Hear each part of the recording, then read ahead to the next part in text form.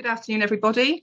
I'm pleased to be joined today by Peter Kay, Head of Learning and Development from Tarmac.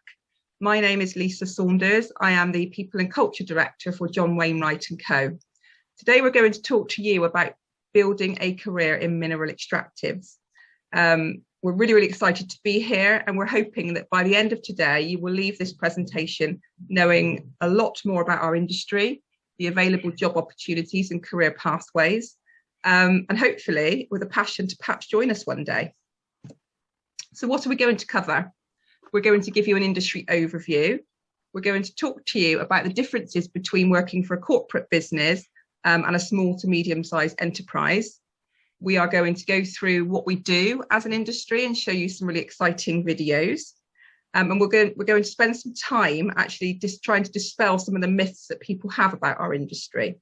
Sometimes there can be negative connotations attached with our industry, and we're hoping to use this opportunity to give you a slightly different view in terms of what we do and what we can offer. We will talk through careers within our industry, and that will cover apprenticeships and T-levels in particular. And we will also talk to you about what you can do next, really, where you can find out a bit more about our industry and the range of opportunities available. And yeah, hopefully give you some good tips in terms of, your future really, and looking for a career, whether that's within our industry or perhaps somewhere else. Hello, everybody. Great to have the opportunity to speak with you all. So a little bit about our industry. So what we've tried to do is just put some comparisons on this particular slide to give you a feel for the size of our operations in the UK. So big numbers, 400 million tonnes of aggregate manufactured a year by what we do in the industry. We employ around 81,000 people in the UK.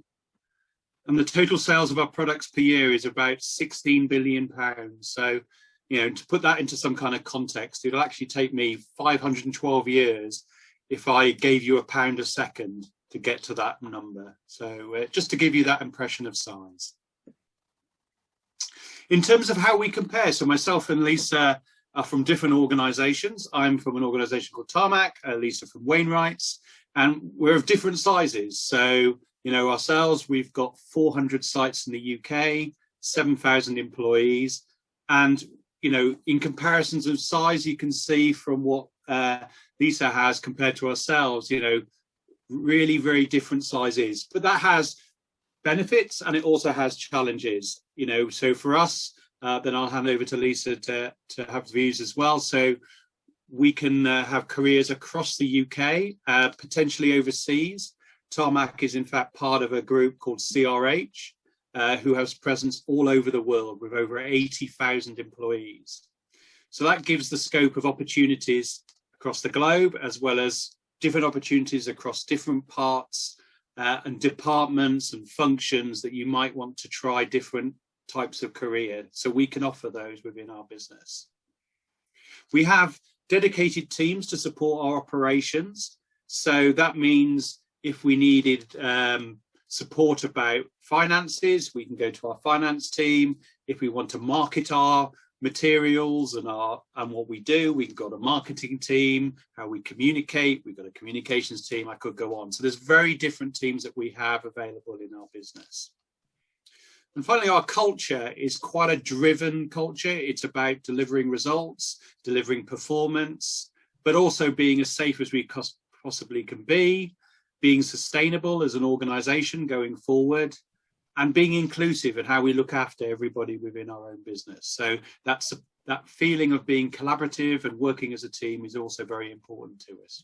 Lisa, what about yourselves in Wainwright? Okay, so John Wainwright and Co. We are a small independent business based on the Mendips. We have 2 sites in Somerset, one at Stoke St Michael, and our second site is at Avonmouth. We employ 200 individuals on our site, and that includes our direct staff and our hauliers. And tonnage wise, you'll see the figures there. Obviously, they vary quite significantly to Tarmac, so we are a much smaller operation. In terms of career opportunities, we are a small, friendly team. So our jobs are very varied, I guess. So rather than having a very large team of HR people, we might just have maybe 2 or 3 of us. which basically means the roles are quite broad. We cover lots of different areas, lots of different stuff, I guess. On the plus side, it means jobs are interesting. It means actually you can get involved in different areas, perhaps that you wouldn't ordinarily get involved in. For example, I often get involved in communications, in PR, organising events. So actually it makes the roles, really varied and broad. In terms of, I guess, progression, there are progression opportunities vertically, but again, there are progression opportunities horizontally across the business. So often we find somebody might come in and join us in the lab, and then a few years later, they might be working in the asphalt plant as a supervisor. So there's a lot of opportunity to kind of move around, gain different experience.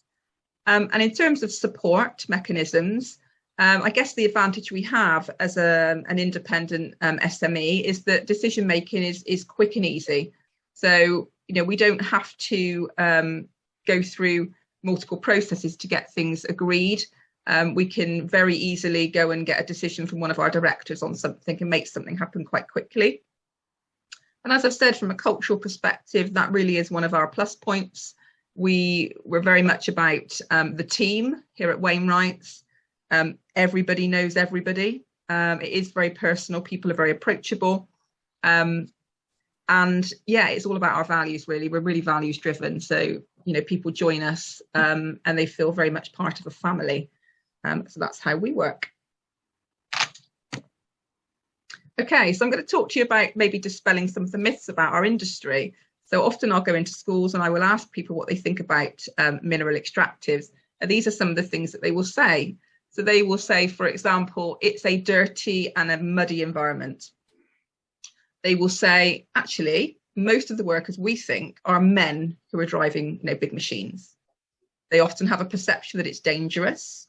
And as I said, going back to those negative connotations that people have, sometimes they think that actually, the industry is not very good in terms of the environment and sustainability.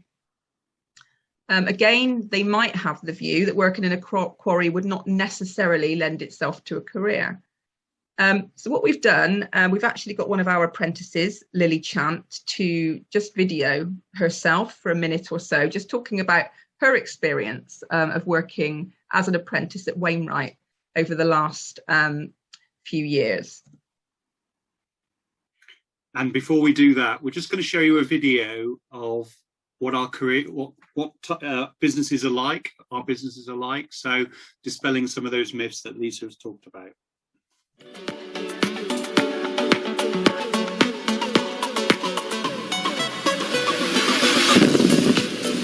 Tarmac is the UK's largest supplier of construction materials. We make the products that can be found all around you, from the pavement you walk on, to schools, hospitals and homes that you live in, and the roads and railways we travel on. We've worked on some iconic projects too. Wembley Stadium, home of the Three Lions. Silverstone, the scene of Lewis Hamilton's famous British Grand Prix victories. Heathrow, the UK's busiest airport, helping over 80 million travellers take to the skies. We even supplied the diving boards for Tom Daley's Olympic medal-winning dive at the London Olympics in 2012. Tarmac manage over 100,000 acres of land in the UK, which is about the same as 57,000 football pitches. This land includes the quarries we work in to extract our raw materials, the manufacturing sites where we make our products, and old operations we have turned into award-winning nature reserves. Our land provides a home for thousands of different plants and animals. We're also creating new, exciting products that can be used to build the sustainable cities of the future. Low-temperature asphalt, helping to reduce the carbon footprint of road materials. Permeable concrete, helping to prevent flooding, capture and recycle rainwater. Rubber-modified asphalt, using rubber from old tyres to improve the performance and lifespan of road surfaces. And even footpaths that glow at night, reducing the need for street lighting. We have over 8,000 people working together to achieve our ambitions. Graphic designers, creating marketing materials to showcase our brand. Technical managers, designing and testing the low-carbon building and highway solutions for the nation's infrastructure needs. Site managers, looking after our quarries that supply vital resources to build our cities. Accountants and commercial managers, to make sure we've got our numbers right. Lawyers, providing legal expertise. Restoration teams, converting our old operations into high-quality wildlife habitat. Sustainability professionals, helping the business reduce its carbon dioxide emissions. Training managers, providing skills to our employees at the UK's first and industry-leading safety park. Engineers, developing the smart, low-carbon manufacturing processes of the future. Young people, graduates and apprentices, the future leaders of our business. Together we provide solutions that help make the development of sustainable communities possible. Together we turn the tide on climate change and reduce our reliance on fossil fuels. Together we are building back better, using innovative new materials to create greener infrastructure. Together we ensure our woods and wetlands continue to flourish and grow, creating a lasting legacy for generations to come. You can be part of this journey. Can you help us to build our future? Okay, so hopefully you've enjoyed that video and it's given you a real insight into what our industry is like. In terms of apprenticeships then, so sometimes people feel that apprenticeships are for the less academic. Again, they may think that actually they're for practical people who want to pursue a trade. That was certainly the case some years ago. And often people think that apprenticeships are just for school leavers, you know, for those leaving school at 16 or 18 that perhaps don't want to go on to university. There certainly was a perception that apprenticeships were low quality, that the pay was poor and that they weren't always a route to a career. The good news is that actually that's changed an awful lot in recent years. And as I mentioned earlier, we're going to show you a video from Lily Chant, who will explain her experience of an apprenticeship at Wainwright. Hi, my name's Lily. I'm 21 years old and I recently just finished my higher apprenticeship. I joined Wainwright back in 2018 as Business Administration Apprentice. The reason why I chose to go down the apprenticeship route was because I didn't want to go away from home. I wanted to earn my own money, and I generally learn better by doing things as and when and on the job. At Wainwright, I was surprised to see that we have apprentices aged 30 to 40 and not just apprentices which have just left school. There is a myth that the pay is poor, and that certainly isn't the case. I mean, I've had numerous promotions and I'm now at the stage where I can buy my own house. People think that apprenticeships are low quality and you'll be going somewhere and making teas and coffee and not doing anything exciting or being trusted to do anything. I've experienced that. It's definitely not the case, and I've been able to experience loads of different areas of the business, and the support from everyone around me throughout my apprenticeship was amazing. Going to university wasn't going to be the right choice for me, therefore taking the apprenticeship route enabled me to kickstart my career, gain qualifications that I would have got if I'd gone to uni, alongside loads of work experience. So, as you heard from Lily, you know, an apprenticeship is a great vehicle for a career in our industry. There are so many roles that we could do. You saw from the video the different things we get involved with in terms of the resources that we have and restoring those resources once we've used the land. To be able to research into new technologies and innovations, to be able to communicate effectively and market what we do. So many different areas that are involved in what we do in the workplace. On the left, there are just a few examples of some of the roles that exist. And, you know, many of these can be done via an apprenticeship. And as Lily says, you know, you can enter at any point of your career. We'd love to see you right at the start of your career, but as you know, people can be apprentices well into their 50s and 60s. So it is a really great opportunity. So what I'm going to do is just show you another video now, which just gives you a feel for those types of careers. When I found out I got the job, I was happy. I didn't overreact or nothing. It was just a job. But when I got here, I realised it wasn't just a job. It was so much more than that. There's a culture, a family, a sense of pride in the job we do. To be a part of a team that is literally helping to build the future of this country is special. Amaya, what are you saying? I didn't know much about Tarmac. I thought it might have been a bit old school. It's actually full of straightforward, down-to-earth people. I've made a great network of mates here. We work hard, but play hard. As a project manager, I was trusted to lead the development of our industry-leading, state-of-the-art training facility. A huge responsibility. I love how one day I'm in PPE engaging with the teams on site, and the next day I'm in the boardroom engaging with business leaders. You learn something new every day. Tarmac enables you to bring your vision to life and make a real impact. When I left uni, all I wanted to be was financially independent. I never thought that within 2 years of leaving, I'd be in the position of buying and renovating my first home. Going on to the grad scheme at Tarmac meant that I could get that house, along with loads of other benefits that have helped me along the way. Since starting at Tarmac, I've had several roles within the business, and now 5 years on, I manage the only powders manufacturing facility within Tarmac. The role I have now is a massive responsibility, and I value the trust I have from the business at such an early stage in my career. Growing a family can be emotionally challenging. Tarmac's maternity policy and support for young parents has been a huge bonus to help me let go of the comfort of my job and take time to build amazing memories with my family. Throughout lockdown, finding a job was really, really hard. Thanks to Tarmac, I finally got a job that I feel really, really passionate about. When I first started at Tarmac, I was nervous, thinking I'd be the only woman on site.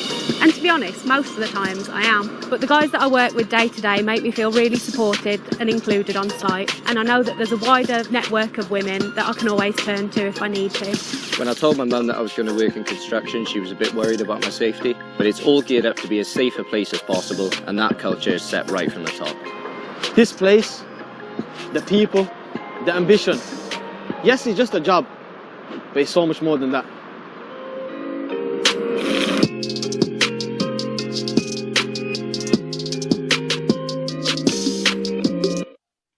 Okay, so you can see that the types of jobs that are available, and one thing that, you know, whether it's Tarmac or Wainwrights or any of our other companies that work in this industry, there is a real passion in what we do. Whether it's, I never understand why that passion's there necessarily, but I think, you know, you talk to anybody in our industry, they really are passionate about the job they do and they love what they do. So how can we help you get to where you want to go in your career? So from the point of GCSEs, there are different tracks you can get to. Ones I'm sure you're aware of are A-levels. So that choice, always there. If you perhaps want to go to university, further your academic education, A-levels is a great route for you. Apprenticeships is also a great route. Have you heard of some of those examples? And there are sort of two levels of apprenticeship. There's the level 2, level 3, which is generally what you do post your GCSEs, or what's called a higher apprenticeship, which you can do after you've done A-levels, or indeed something called T-levels. Now, T-levels are quite new. Colleges and schools are beginning to adapt to utilise these T-levels, and they're being rolled out over the next few years. T stands for technical, and it's very much more focused on technical education. So as you can see, 80% is classroom-based and 20% is a placement in the workplace. And it is that placement that helps you get a feeling for what it's like to be in the workplace. And the industries help you get a feeling for that, and it helps you make those decisions in your career going forward. So an apprenticeship, which is much more on the job, and then a T-level, which is a balance of academic and on-the-job education. And then through those routes gets you into direct skilled employment, or potentially you might want to go into further and higher education, or indeed continue your education through a higher or degree apprenticeship. So let's just go look at apprenticeships that a little bit more in depth.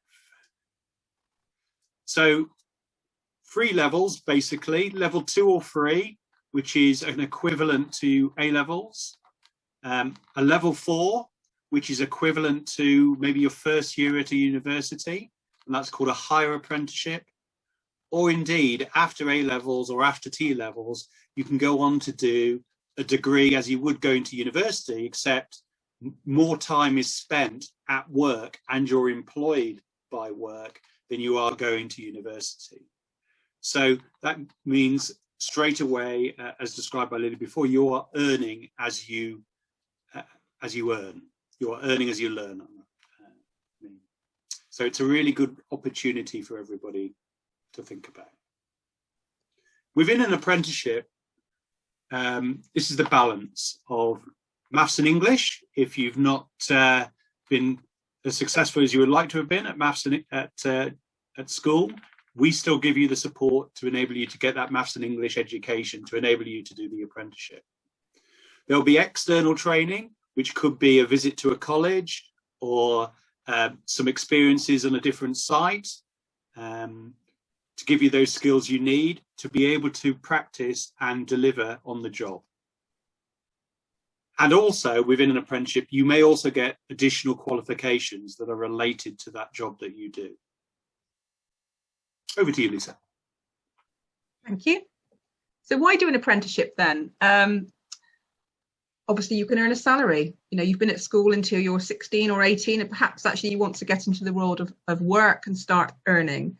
As you heard from what Lily said, you know, she's been earning for a few years now and actually has managed to save for a house. And obviously that's very attractive to people. You can gain valuable work experience early. So what we do tend to find is that people are obviously sometimes gaining those qualifications, but at the same time, they're actually gaining the work experience, putting them in good stead for, you know, future development, really. Somebody coming out of university wouldn't obviously have that work experience. So sometimes it can give people a bit of an advantage.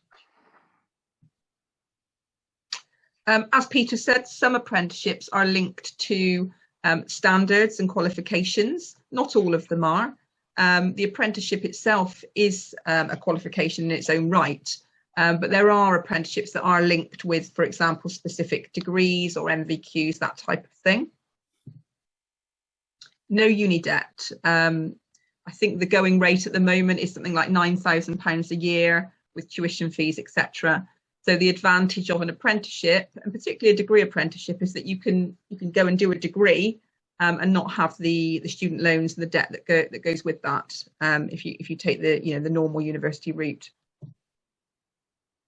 You can advance in a chosen career, so you can work your way up through. You might start perhaps with a level 2 apprenticeship, but you may decide actually you want to do another apprenticeship and then maybe go on and do a level 4 or something. So it doesn't necessarily have to be one apprenticeship. You can take various steps and work your way through. Perhaps, you know, finishing up with a foundation degree or a full degree. Paid training, so obviously you're being paid to learn. And as I've already said, sometimes people find that actually they just want to get stuck into the world of work. They've had enough of academia, of being at school, you know, and they want to get out there, you know, and do something hands-on, I guess. So in terms of employers then, what is in it for an employer? There is something called the levy. So for businesses of a certain size, they are required to put funds into a levy pot for apprenticeships. And that money has a certain time period by which it has to be used.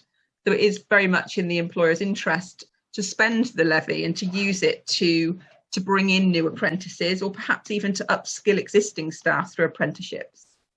It is a good recruitment tool. So obviously in our industry, we are looking to bring in young people and to grow them, you know, and develop them in future years so that we've got succession. And it's a good way of recruiting, really. You know, young people leaving school will want decent opportunities. They want something that's worth having.